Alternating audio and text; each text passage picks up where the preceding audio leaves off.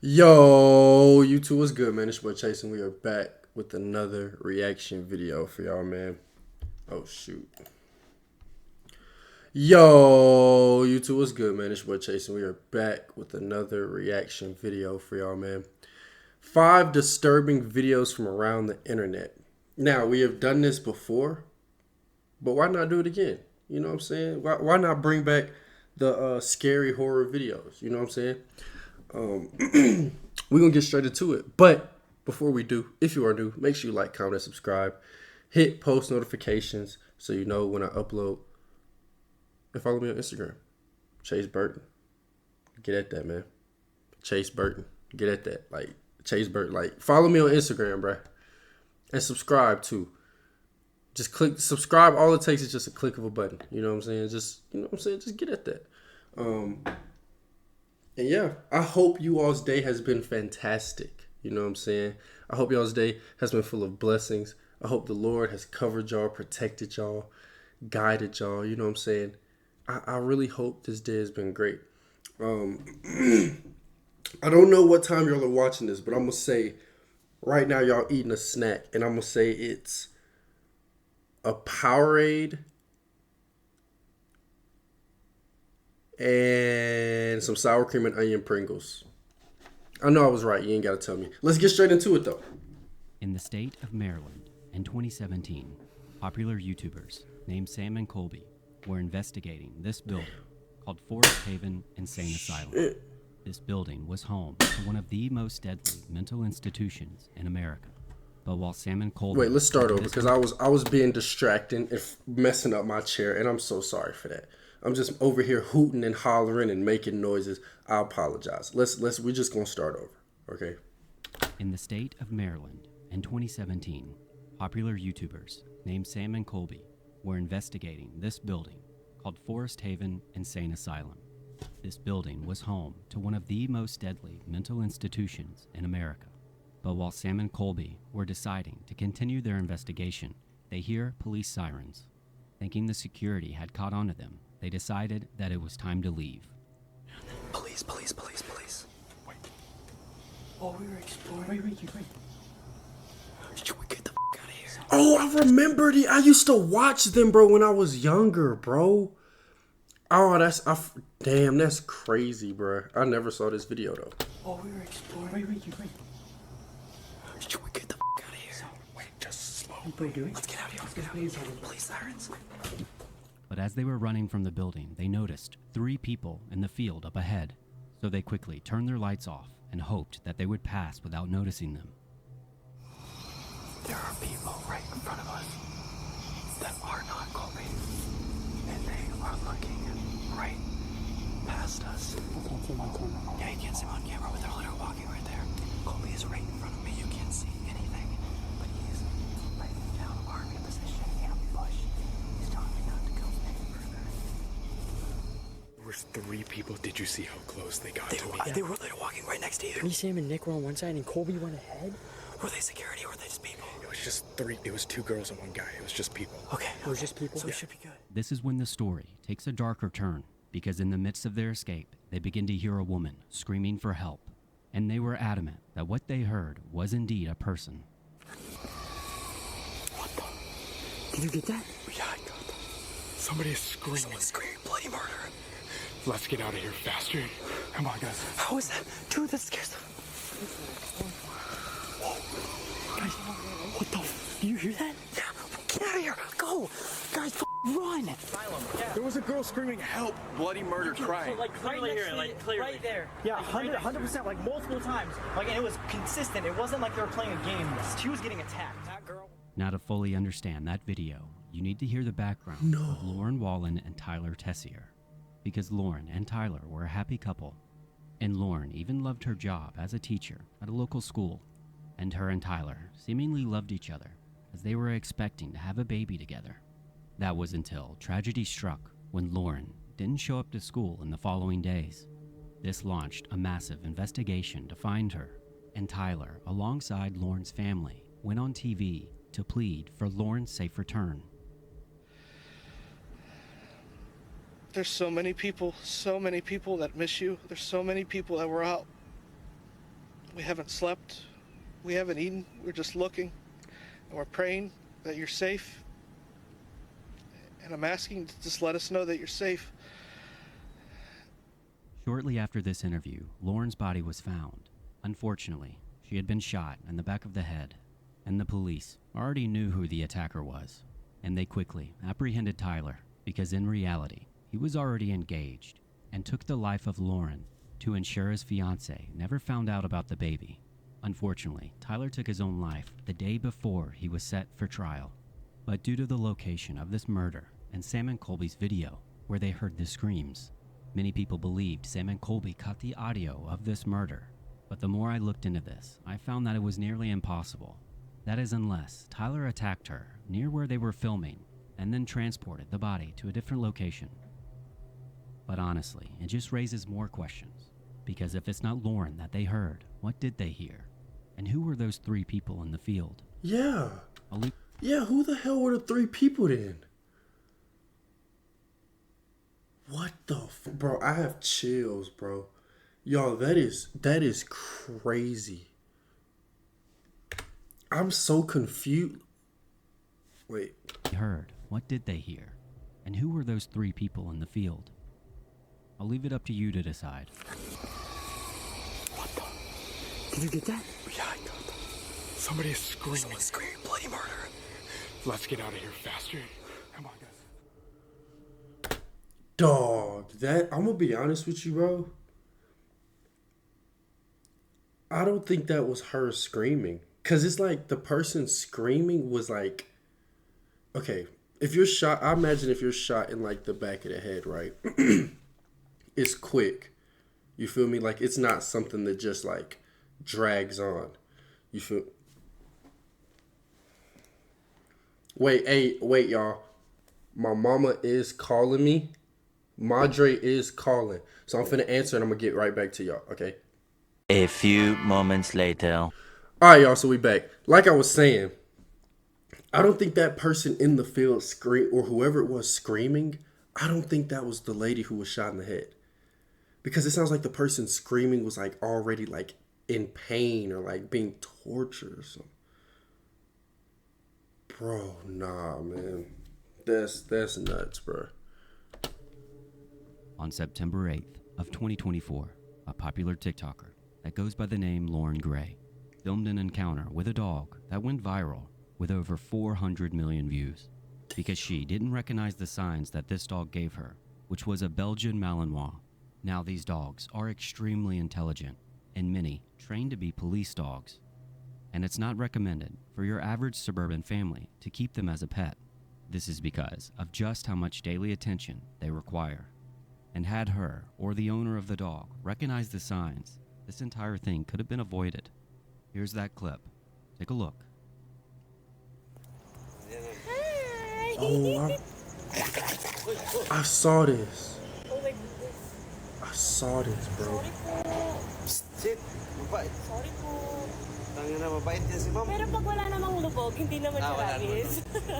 Kasi sanay naman ako sa mga kagitaas pa mo. Okay lang naman sa akin. Wala yan, ma'am. Hey, down. Sorry. Bait yan si ma'am. Nangyari sa'yo. Sorry po. Now, because this happened so fast, it's hard to read the signs, but this dog told her everything she needed to know, because from the moment she approached him, he was giving her whale eyes, which is when a dog will slightly avert its head and show the whites of his eyes, which is a clear sign of a dog under stress or anxiety. And then when she reaches her hand out, he's clearly in a fight or flight response. But the final... Nigga, I don't give a fuck what that nigga talking about. You bite me, I gotta put you down. You bite me, it's either you or me, right? Either you gonna survive or me. And I promise you, it won't be you. I promise you, bro. One of us gotta die, nigga. One of us gotta die. And it ain't gonna be me. I'm gonna be honest. You bite me, your ass is grass. Word to my mother, nigga. I don't give a fuck what type of eyes he was giving her and all the excuses and all the bullshit talking about some whale eyes and oh he want attention, all that. of his eyes, which is a clear sign of a dog under stress or anxiety. And then when she reaches her hand out, he's clearly in a fight or flight response. But the final straw is when she reaches out her other hand, and he clearly has no other option to show that he's uncomfortable. Ultimately, I think the owner should have known better. And thankfully, she only had a minor scratch, and she apologized profusely. But it's a good reminder to understand a dog's body language, because this could have been much worse.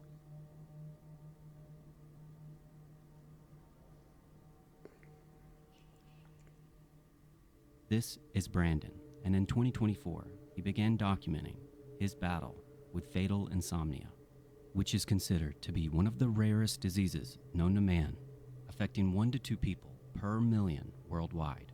This disease makes it nearly impossible to sleep without heavy medication, which deteriorates your body and progressively gets worse day by day. This is due to a misfolded prion protein in your brain, and once you get one misfolded protein, you get another and another, and each day your symptoms get progressively worse, and the average lifespan of people with fatal insomnia is 18 months. And when Brandon began documenting this, you can tell it's already taken its toll. Hi, my name's Brandon, and I most likely have something called sporadic fatal insomnia. It's a disease that slowly robs me of my ability to sleep. And if you didn't know what that was, I'm not surprised, because it's not a really well-known thing. I'd like to make a series of videos of my symptoms and document myself as I go through this. And if anyone's interested, let me know. But what's even more disturbing is that Brandon later explains how he was prescribed medication that made his symptoms worse. In addition, when he was able to fall asleep, the slightest twitch would wake him up, sometimes even going 9 days without sleep at all. When things got really bad last year with my sleep, I was jerking every time my body was jerking every single time I was initiating sleep. Like when I was right on the brink of sleep, like my shoulder would jerk, my leg would jerk, sometimes my finger would twitch. I've even smiled before, right before I fell asleep, and it woke me up. Unfortunately, this would be the last video that Brandon posted in March of 2024. And although he was more dedicated than ever to find his treatment, it's completely unknown whether or not Brandon was able to find his treatment in time. But regardless, I'll leave his account linked in the description if you want to leave an uplifting comment. Damn, bro. That's on June 25th of 2018, near the Niagara River in Buffalo, New York, 2 men were trying to collect a piece of driftwood in the water, apparently for a project they were working on. So they devised a plan where one would hold onto a piece of rope while the other dove in to retrieve it. But once in the water... Bro. Bruh. This is not a good idea. So a dude gonna hold the rope while you jump into this big ass lake, river, or whatever it is. Bro. This is so stupid. People don't be thinking, man. The rope was to a piece of rope while the other dove on. So they devised a plan where one would hold onto a piece of rope while the other dove in to retrieve it. But once in the water, the rope was too short, so he let go momentarily. But what he didn't know is that there was a current that he couldn't see. Bro, it literally, listen, y'all, I'm not the smartest nigga in the world. I'm not. Nowhere near, actually. But correct me if I'm wrong. This shit says swift water, no swimming. So, using context clues, I would assume that it is best to not swim in this water. But, like I said, I'm not the smartest nigga in the world.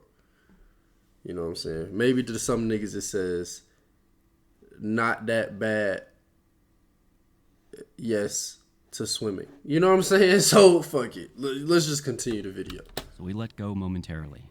But what he didn't know is that there was a current that he couldn't see. And this is called an eddy current. And it works almost like a whirlpool.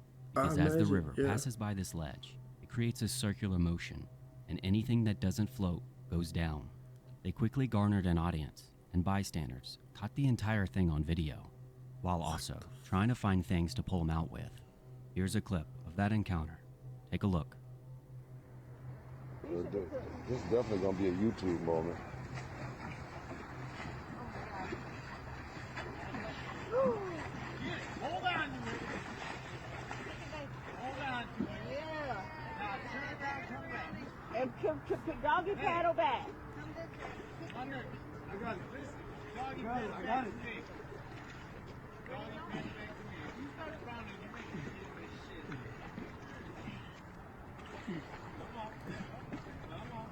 Bro, that nigga fighting for his life. Oh shit! Grab the wood, dude. Grab the wood. You can see, as he desperately tries to stay afloat, he begins to panic.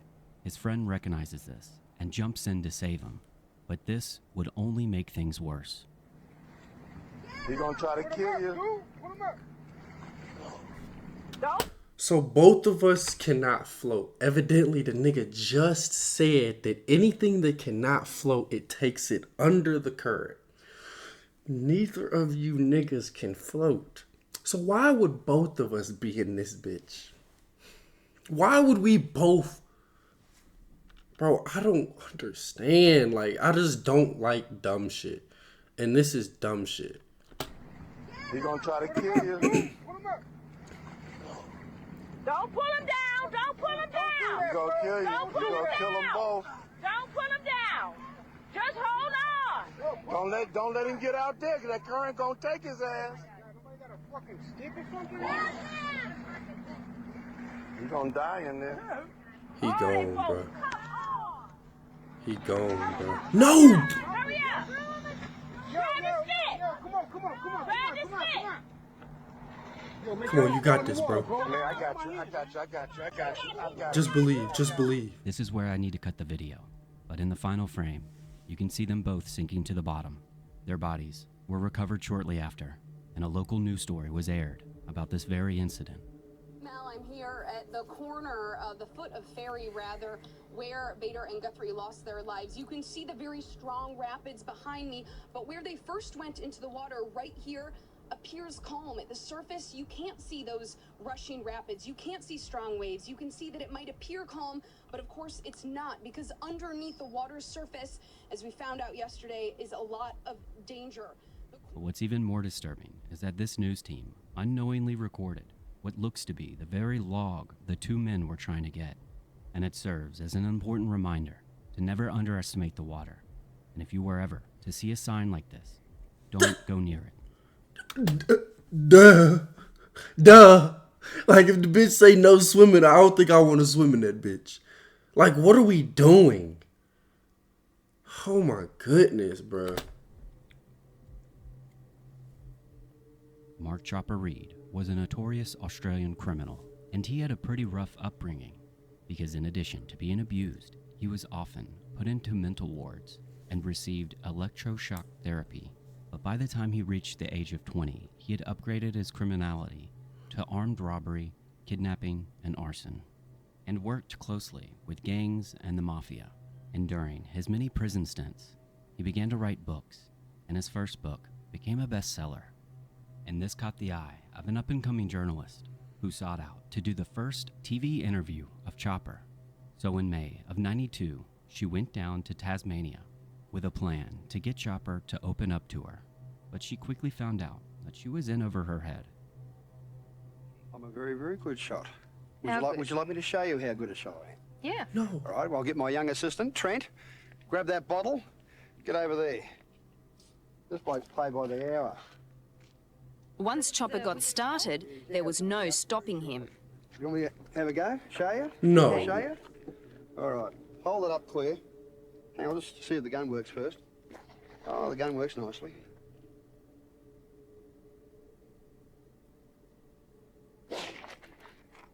Yep, I'm a crack shot.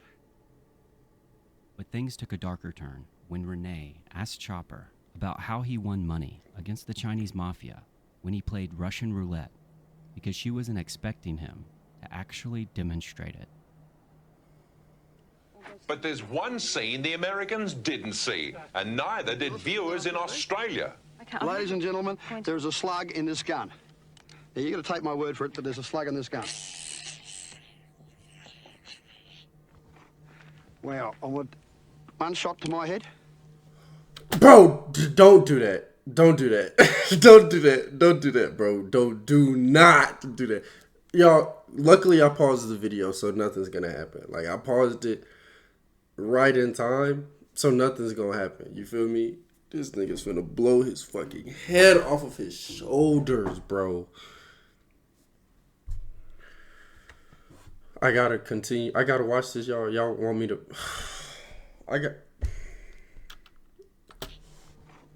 Well, I want one shot to my head.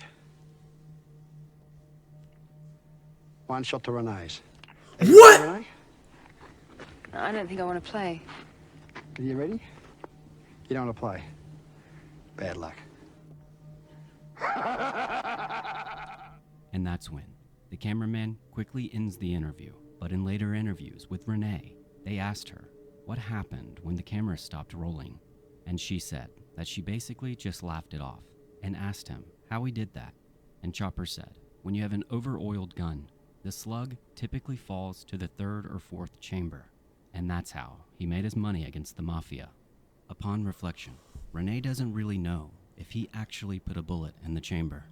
Also stating that if he did, that Chopper had a 1 in 6 chance of it going off, while Renee only had 1 in 5 odds. And although she kept her cool in the moment, she was truly in shock of what just happened. Later in his life, Chopper had many more interviews and even had a movie about him. And he never gave up his life of crime, landing him back in jail many times. But ultimately, while in prison in 2013, he passed away due to liver cancer. If you've made it this far, thank you so much for watching, and consider subscribing. Bro, Chopper, Hopper, motherfucking Dick Dropper. Whatever that nigga name is, he crazy as hell. He crazy. That nigga tripping. Oh my mama, bro, you do some shit like that and you Russian roulette and you put it to my head and you do some... I'm calling the police on you and I'm pressing charges. Nigga, I don't give a fuck. And you can call me a snitch, whatever. I'm calling the cops on you. Nigga put a gun to her head. It was just supposed to giggle. Hopefully you all did enjoy it. If you did, make sure you like, comment, and subscribe. This is a reminder too, don't do dumb shit. Don't jump in waters and rivers with signs that say no swimming. Don't do that. Don't go to abandoned asylums at night. Don't be around criminals who also have guns. And don't be around dogs that like to bite people. Let's be smart. You get what I'm saying? Like I said, hopefully you all did enjoy, man. If you did, make sure you like, comment, and subscribe. Hit post notifications so you know when I do indeed upload. And follow me on the gram. ChaiseBurton, man. Get at that. And yeah, that's basically it, man. Make sure y'all keep thugging. Make sure y'all stay dangerous. And we out.